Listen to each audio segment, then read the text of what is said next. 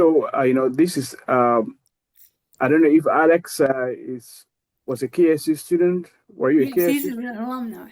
Yep, Okay, alumni. good.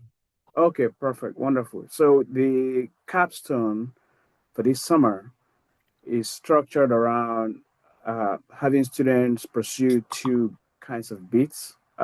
One is geographic and the other one is thematic beats. And a lot of the students, are interested in sports. So obviously covering the World Cup, since it's taking place in Atlanta, will be a great opportunity for them to, test their. And so Dr. Carlson said, you have covered the World Cup. I might be able to give our students some guidance on how to go about doing this without press credentials.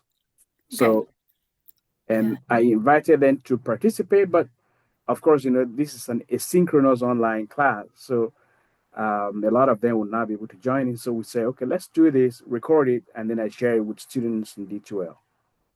Does that make sense? Yes. Awesome. Okay. Okay. I took a study abroad group to Moscow for the World Cup, and what was that, 2018? There was only four, right? Four students who took sports reporting in that class, and they also took a social media class. They had to take two. So they for sports reporting, they covered how many games was it? Six in a 3 week period or more. Yeah, it was 4 or 6. I think I remember doing 4 podcasts, I think, that I ended up posting on my YouTube. So Okay, yeah, I think it was four or 6. I forget yeah, exactly. a lot. A lot. and and then for the social media, they also did they live tweeted and did a podcast and posted videos on the KSU News Now of for the of the games that they covered, and everybody covered all the games. I think it was eight because everybody got to do each assignment twice, Yep. and there were four assignments, and so they rotated, and we uh, we didn't have credentials, so we didn't go to any of the games. We didn't see any of the games except for on television like everybody else, but we were there. So Alex, talked about how you managed to get information for these stories. You had a live tweet, you had a game story, you had a podcast, and you had a video. How did you do that? Yeah, the biggest thing I think for us was we went to a lot of those fan fest things. So we lent or leaned a lot on like just the fan perspectives and kind of telling that angle of the story because you had a bunch of people traveling from a variety of different countries and stuff. The hardest, I think, biggest hurdle we had was with it being in Moscow. A lot of them came from Europe or other non-English speaking countries. So finding fans that we could relate to or at least have conversations with in depth about, their journey to Moscow and attending the World Cup. That was probably the hardest part, and especially in a unique year where that's the only World Cup where the United States never qualified for. So there were no Americans there outside of like American Mexico fans and some others from South America and stuff. So I lend a lot on that for my angle for a lot of my stories that I remember writing, and the same with some of the podcasts, just telling kind of like the fan perspective and stuff. Just the unique travel, the unique situation of it being in Moscow. Met a lot of really cool people doing that. From the actual gameplay side, one, like it helped that I was like already pretty obsessed with sports in general. So I was already watching like the ESPNs, the Fox Sports, all that stuff, and kind of, taking notes off of their commentary from a lot of their announcers or just broadcasters in general. And then a lot of it was going back through and just reading like post-game press conferences, in-game interviews, reading the transcripts, and kind of taking some of those quotes, piggybacking off of some of the other reporters that had the on-field access, had the access to the players, and then attributing that as needed in our stories that we were writing. So again, a lot of what I remember was getting the fan perspective on a lot of things, getting their opinions on like what they were seeing and stuff, and kind of telling the story of the actual environment at the fan fest and how Moscow was in person there. Because at that time too, like I thought it was pretty unique that one, we were able to go to Moscow, but you kind of have like a perception of what you think Russia is, just the people there and everything. So again, getting to meet some of the locals around there, interviewing them, meeting some of the fans who traveled from abroad just to be there for the World Cup. I thought that was offered itself to some unique conversations and unique angles to our stories. So That's true. Um, you had to have direct quotes, and for everything really, and and you weren't inside the games. So, where did you find these direct quotes that you were able to plug into your videos about the game itself? Where did you go? God, yeah, I'm trying to remember like the videos themselves. I mean, I feel like I pulled like a lot from social media. And I was able to use some of like the other reporters that were like had that access. And as I was kind of like catering my stories and my videos and stuff, I was able to like kind of insert them in places where it made sense.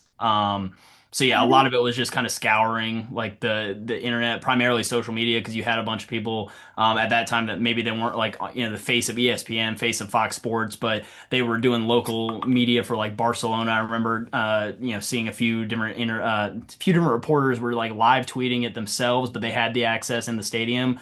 But they were doing it for like local Barcelona news and things of that sort. So I was able to kind of piggyback off some of those smaller news outlets a little bit and kind of put them into my story. Obviously, again, going back to attributing credit where credit is due, and doing my journalistic integrity there, not going to claim something that I didn't verbatim ask myself. So, Yeah. You Yeah. also I had everybody, if I recall, I had everybody monitor the new post game news conferences on FIFA.com, yep. and which FIFA was broadcasting them, and a lot of the game stories that you see have those quotes in them from the coach and from the star players. And I was looking at today's game in Atlanta between Spain and Cabo Verde, Hmm. and there those quotes are on the FIFA website on the match live blog, I think, section for that match, and all the post game interview quotes are there. Now, they haven't yet posted the video from the interviews, but they will. Right now, it's just the print quotes. But still, they're all things that you can use, and when you're getting them that way for a story, you just say they said in a post game interview on the FIFA, posted on the FIFA website, you know, and that's a fair game. In fact, remember we went to talk to the head of the AP World News, Yes. World Sports, Yep.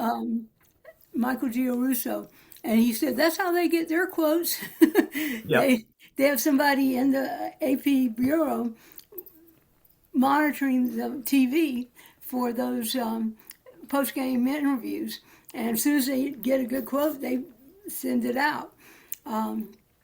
He called what you were doing guerrilla reporting. That's it. Yeah, that's exactly what he called it. Oh, And that's interesting because my research, I did research on guerrilla journalism, yeah, but it's a different concept of journalism. It's insurgent. It challenges power, uses unconventional means to get access you to don't information. have to have credentials. Yes. That's So what we any learned. so I guess I should have asked this question first because my students want to know who you are, where you are right now, so that they can get inspiration.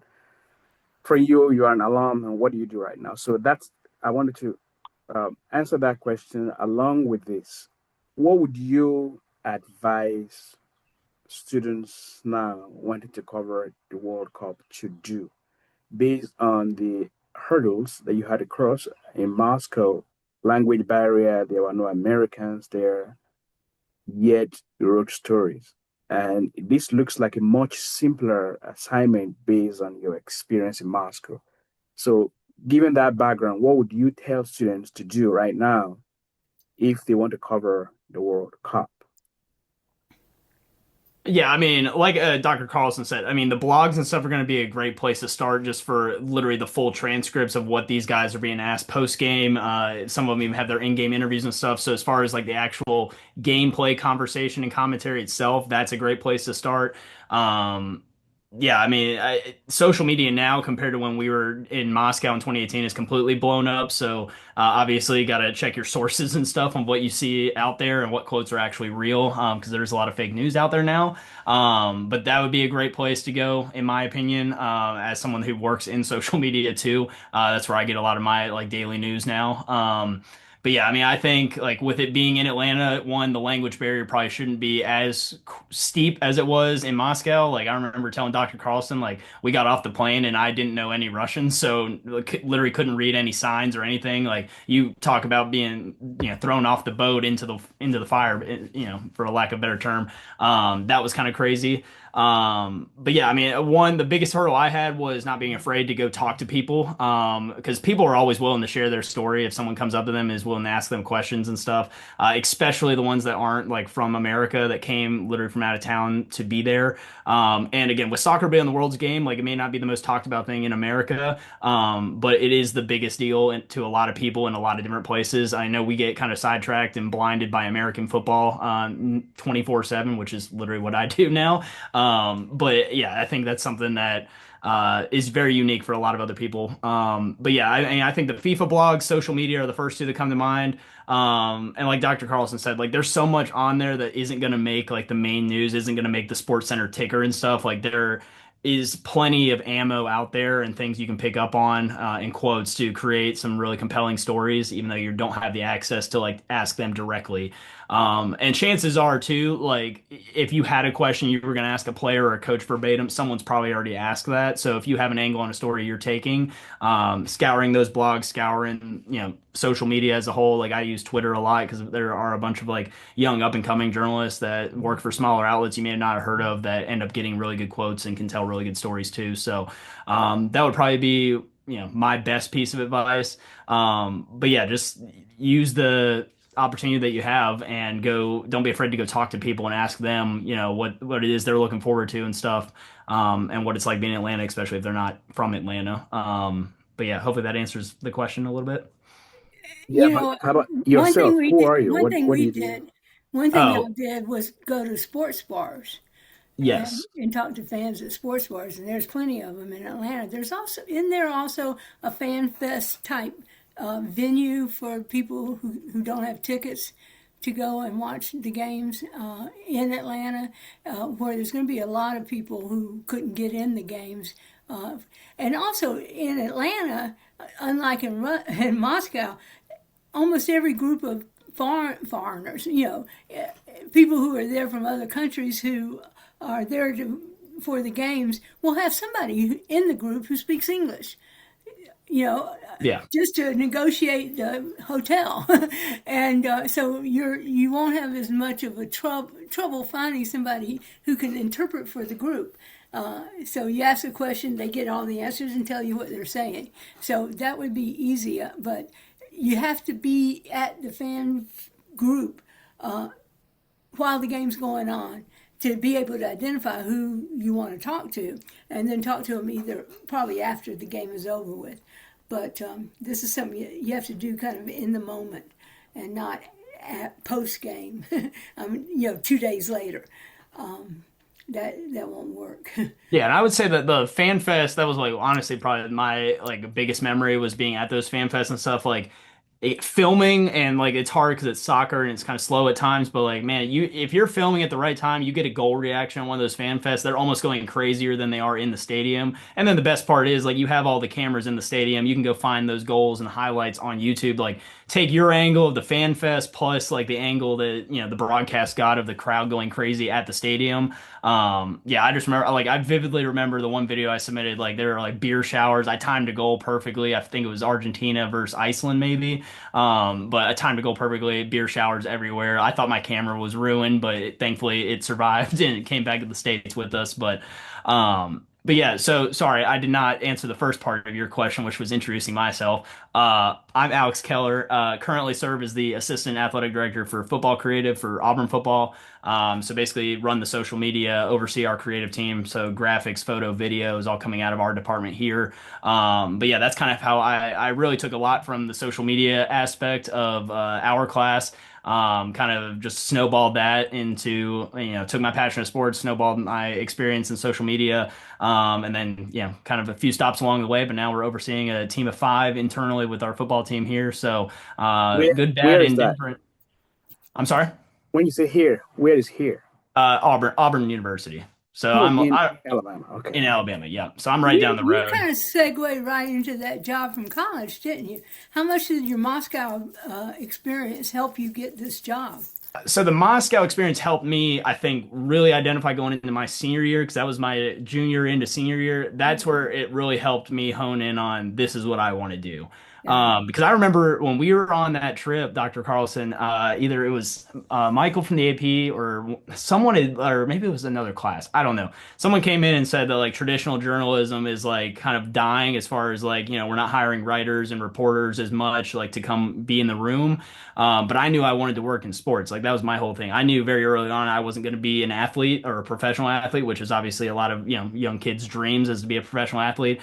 I kind of identified halfway through high school that hey, I'm not big enough to play football. I'm not going to go pro in baseball or anything. But I was like, I knew I wanted to work in sports. So the social media aspect, doing those podcasts and stuff really helps like kind of narrow my focus going into senior year, and that's when I got an internship with the Kennesaw State football team. I ended up running the Barstool account that Kennesaw's got, so that's how I really started dipping my toes in social media. Was created that Barstool Kennesaw account, started doing podcasts. I remember we had the guy that was the freeze of the Braves, lived in Cobb County, so we interviewed him on podcast, a few other athletes, but literally just taking like little tools and stuff on that study abroad, like the social media, the interviewability, the podcast and stuff. Started doing my own thing just senior year, working with the football team. And then that's kind of where I was like, all right, now this is really what I want to do. So I went and ended up getting my master's and was a grad assistant down at Mercer University for a year and a half right after Kennesaw.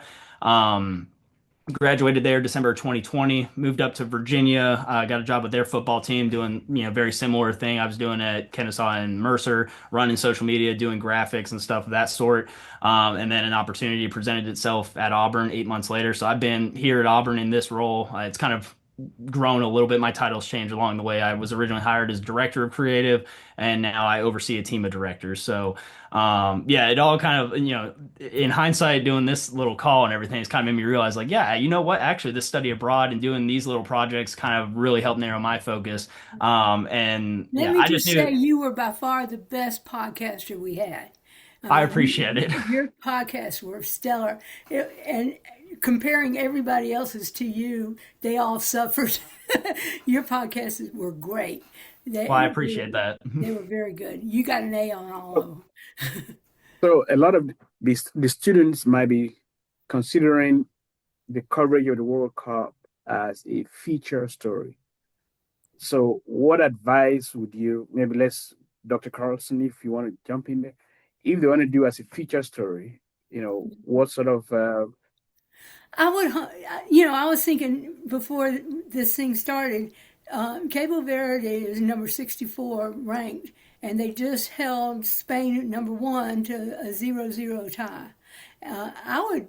I think a fascinating feature would be to follow them through the rest of the tournament and see what what happens with them because their tournament's already made because this is a big shocker and follow the quotes that they have. See if you can find some Cabo Verde fans somewhere at one of these fan fests and interview them about how proud they are of their team and do something related to that, follow a particular team and find some people that you can interview and also find some quotes on them and in various places and do a story about what something like that. Zero in on a particular interesting aspect. What do you think, Alex? You got any other ideas? Yeah, I mean that was kind of right up my alley. Like that was what I did in 2018 with Iceland. It was their first ever World Cup they had ever qualified for, and obviously like it's Iceland. You don't think of them being like a big, big time soccer powerhouse by any means. And then first game they're playing Messi, the arguably the best player of all time in Argentina. I don't think they ended up they didn't win that game. I don't think they ended up winning a game, but it was just like the passion. They had so many fans that traveled out there, and just asking what that meant to them, and very similar with like the Cabo Verde today, like. I was watching it on TV. They had me Googling like, where is this country? Like, I was trying to find out all this stuff. Like, population 400,000. Like, there's more in just one county in Georgia than that entire country has. Yet they're on the world stage. And then I saw like their goalie went from like 40,000 followers on Instagram before the game to 2 million after the game. Like, lives are changing because of just them being on the national stage or being on the world stage for the first time. And man, if they had somehow put a goal in, that would have probably been the cherry on top for that entire Almost got country. one, and they almost got one toward the end. They did, but yeah, I mean, I think they were outshot like 27-6 today, but I mean, they were in it, and now everyone's talking about how, Spain was like everyone is talking about Cabo Verde right now, and this is like the biggest like surprise so far.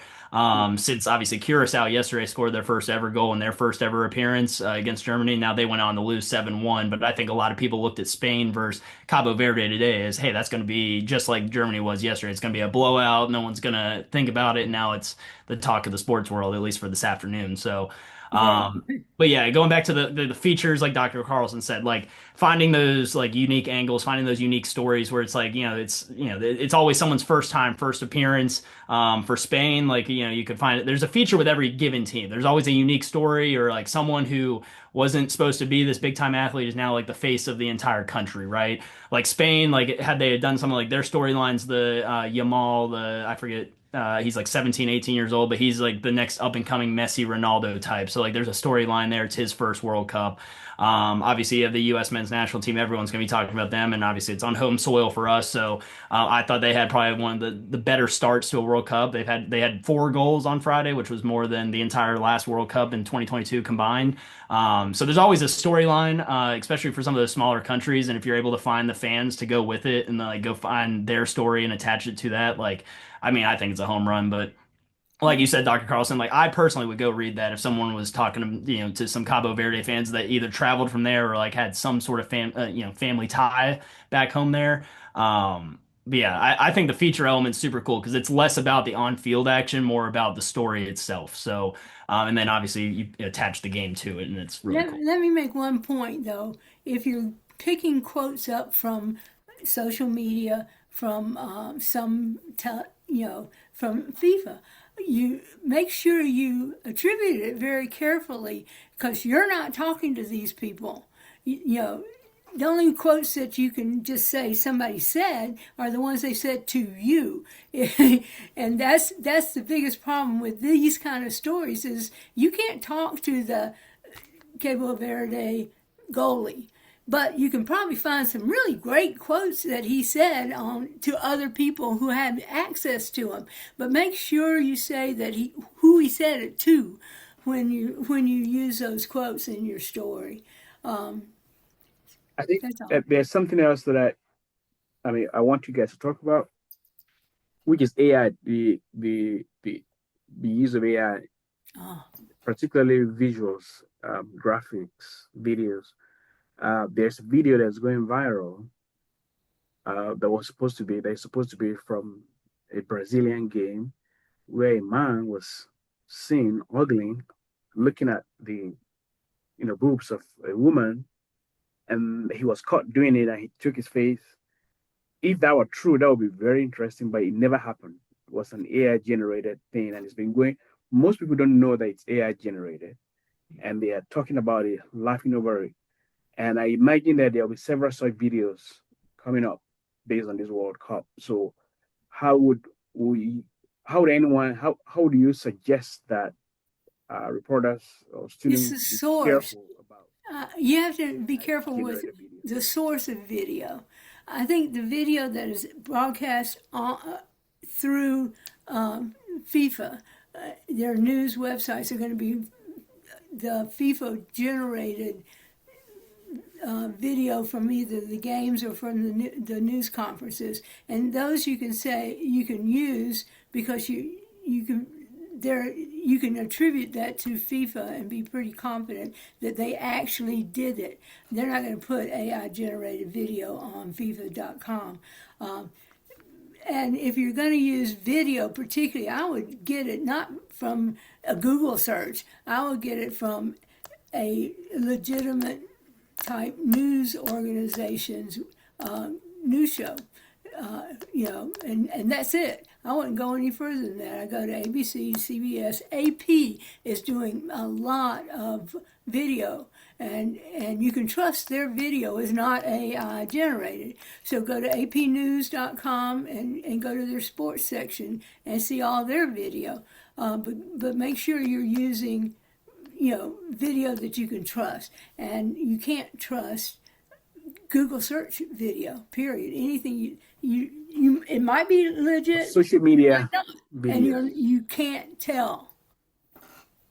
Yeah, so the social media element of that makes that very hard. Like if you're going to a reputable source like Dr. Carlson's talking about, then you're 100% not going to find any AI stuff. But if you start getting into the weeds on primarily Twitter, Reddit and stuff, like people are always looking for clicks or looking for stuff like that, like they're going to post some AI generated stuff.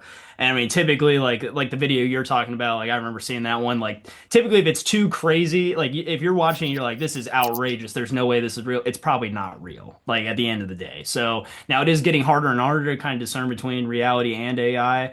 As someone who looks at it constantly and uses AI to some degree in our workflows and stuff, it's easier for me to kind of identify very quickly, like, hey, that's AI, but no one else is picking up on it. So, but yeah, it goes back to finding the credible sources and stuff and finding the originator of whoever. Like, if you find it on social media, great. Find out who posted it first, because likely the account you're watching it on is not the person that posted it for the first time. So, always check your sources. Especially the crowd, your crowd reaction stories. Those are going to be hard. If you didn't take it at the fan fest or at the sports bar, I wouldn't trust it because that's easy to generate AI. That's And right. So, yeah, I think another for me, what I do is to use AI to detect AI. good idea. There's a story that was going on social media about the Mexican South African match where a Nigerian song was supposed to be playing and everyone was jumping and singing to it. It sounded too good to be true. So I put it on ChatGPT and I said, examine this video to determine if it is authentic or synthetic, that sort of thing.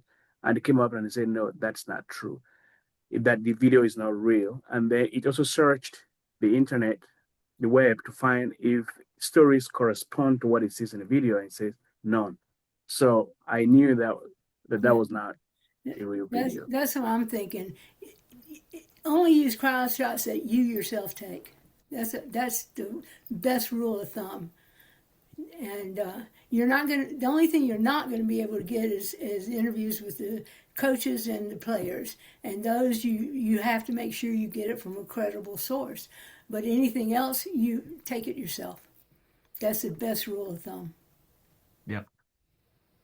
Well, I don't want the video to be too long because I want the students to actually watch it. So, but any other tips, thoughts, perspectives you want to share with the students on covering the World Cup that they're not going to be accredited to cover?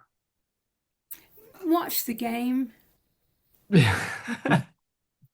Watch the games all the way through. And if you want to read a game story that explains what happened, especially if you don't watch the game, but watch the game. It's not a bad idea.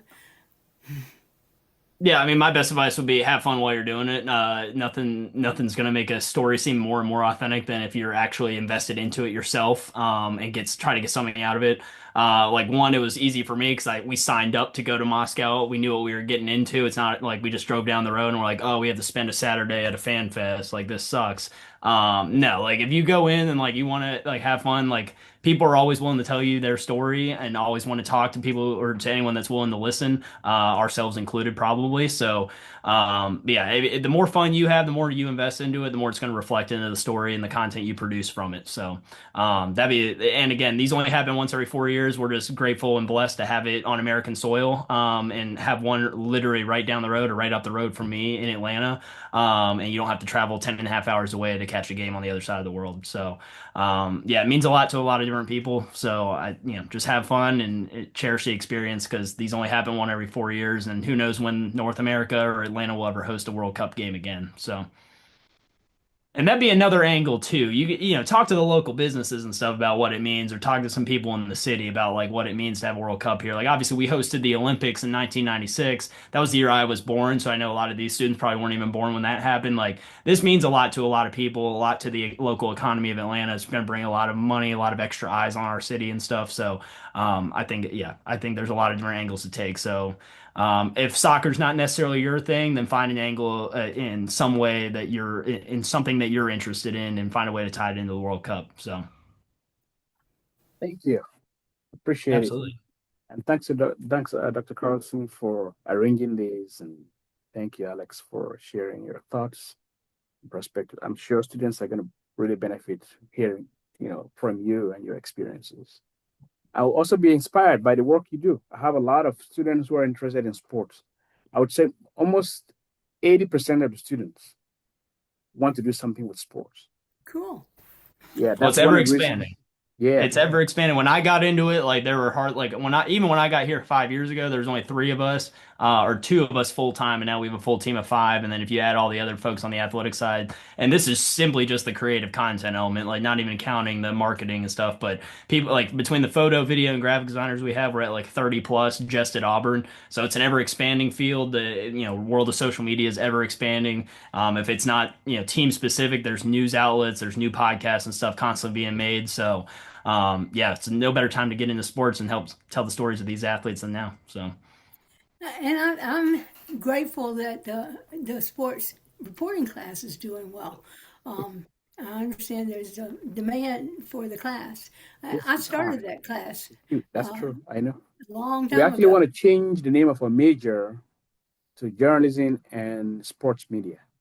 which means you need more than one class. Yes, we actually proposed we proposed 3 or 4 more classes that are Good. sports based, sports Yeah. and society, sports, video. I think that this it's a whole Yeah. lot. You need Yeah, sports broadcasting. yeah, sports broadcasting. Yeah, Yeah, we have. for sure. well, Yeah. tell the We, students to we, reach out to the Auburn or the not the Auburn, the Kennesaw State creatives because there is a creative staff at Kennesaw State that does all the social media stuff there. It's something I would like. I got in pretty late with just the football crew at that time, but I mean athletics. There's constantly like I don't know their name, the one guy's name. He just left off the top of my head, but there's a guy named Liam that was the head there for a while. There's a new guy I just saw that took a job there. So yeah, there's no shortage of ways to get involved sports wise. They're always looking for interns. So starts right at home. Like you get your foot in the door and at Kennesaw State now that they're Conference USA and stuff, like that's a great way to start. Good idea. Good idea. okay, thank you guys. Awesome. Um, Thanks for having us. yeah, you too. Thank you. Yeah. Thanks. Alex, thanks for participating. I really appreciate Absolutely. it. Absolutely.